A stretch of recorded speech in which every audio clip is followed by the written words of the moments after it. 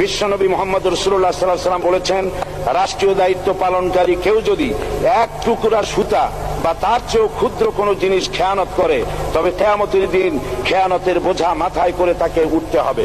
মাননীয় স্পিকার, আল্লাহ রসুল যে সরকার ব্যবস্থা প্রতিষ্ঠা করেছিলেন তা সত্যিকার অর্থে ছিল জনকল্যাণমূলক সরকার। নবী করিম সাল্লাল্লাহু আলাইহি ওয়াসাল্লাম সরকারি কর্মকর্তাদের বিরুদ্ধে কোনো অভিযোগ পেলে তখনই ব্যবস্থা গ্রহণ করতেন। আইনের চোখে সবাই সমান, শাসকদের আত্মীয় স্বজন কারো পক্ষে সম্ভব ছিল না জনগণের উপরে জুলুম করা। খলিফা ওমর রাদিয়াল্লাহু তাআলা আনহুর এক ছেলে অপরাধী প্রমাণিত হলে সে দণ্ডভোগ থেকে রেহাই পায়নি, এমনকি এতে তার মৃত্যুদণ্ড হয়েছিল। আবার খলিফা নিজেকে আইনের ঊর্ধ্বে মনে করতেন না, তাই বর্ম চুরির ঘটনা আলী রাদিয়াল্লাহু তাআলা আনহু কাজীর দরবারে সাধারণ ফরিয়াদির মতো উপস্থিত হন। নিজের ছেলে ও চাকরের সাক্ষী যথেষ্ট না হয় কাজী খলিফার বিপক্ষে রায় দেন।